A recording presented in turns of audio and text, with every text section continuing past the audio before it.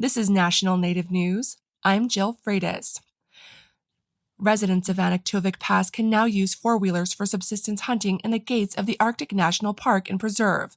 As the Alaska Desk's Alyona Knighton reports, it's a change residents have sought for decades. Mark John Morey has been hunting caribou around Anaktuvuk Pass since he was a child. But in the summer and fall, most of the land around the village has been off-limits to hunters like him. That's because residents were not allowed to use four-wheelers in the majority of the gates of the Arctic National Park and Preserve. And that's the only way to access the roadless preserve surrounding the village. But last month, the U.S. Department of the Interior announced it would restore off-road vehicle access to the park. Maury says he's excited. This is life-changing. I only wish my grandparents were here. Now that we're able to access the lands, we can relearn what our ancestors taught us about certain areas that always have caribou year-round. The Trump administration has been working to expand access to hunters on off-road vehicles in protected federal lands across the country.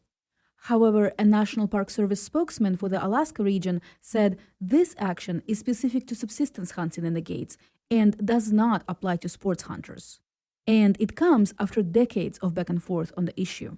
Before Anaktuvuk Pass became a permanent settlement about 80 years ago, the Nunavut people were semi-nomadic and moved throughout the Brooks Range. Maury says they were searching for their main food source, caribou. We heard many stories from our elders about hunting grounds that we weren't able to access, which they remember before we even formed the community of Anaktuvuk Pass. The federal government established the gates of the Arctic around Anaktuvuk Pass when it passed the Alaska National Interest Lands Conservation Act. And residents were still given the right to subsistence hunt using snow machines and motorboats, among other traditional transportation methods. But the rule didn't mention ATVs. And 40 years ago, the new park guidance interpreted the law to ban hunts on ATVs because they were not used traditionally. Lillian Stone is the city mayor of Anaktuvuk Pass. She says the ban created invisible boundaries for residents relying on hunting for survival. It was like we were prisoners in our own land for 40 years, where before that it was we could hunt anywhere, we could travel anywhere. Local native corporations exchanged lands with the Park Service in the late 90s, which made additional areas within the park available for subsistence ATV hunts.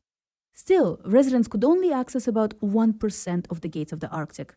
Stone says residents and local leaders have been advocating for ATV access to the park for subsistence for decades, but with no progress. We felt like it wasn't getting anywhere and we weren't getting the answers that were needed. Last year, local leadership traveled to Washington, D.C. and asked the Interior Department to restore ATV access to the park.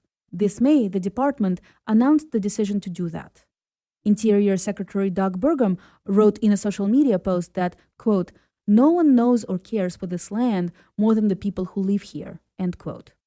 A department spokeswoman said in an email the old ban was inconsistent with supporting subsistence.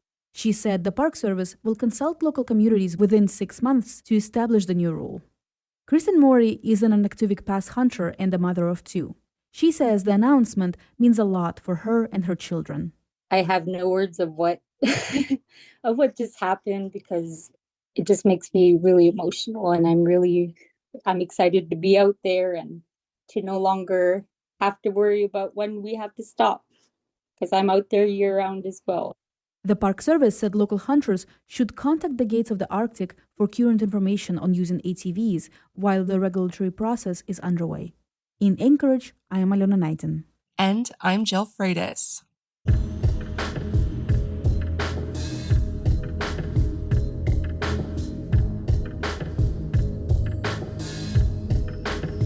National Native News is produced by Kawanak Broadcast Corporation with funding by the Corporation for Public Broadcasting.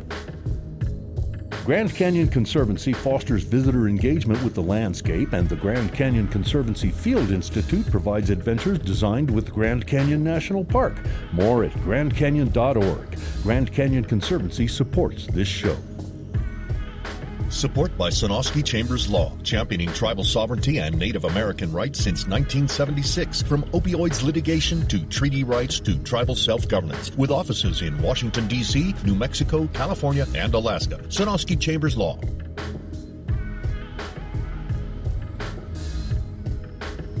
Native Voice One, the Native American Radio Network.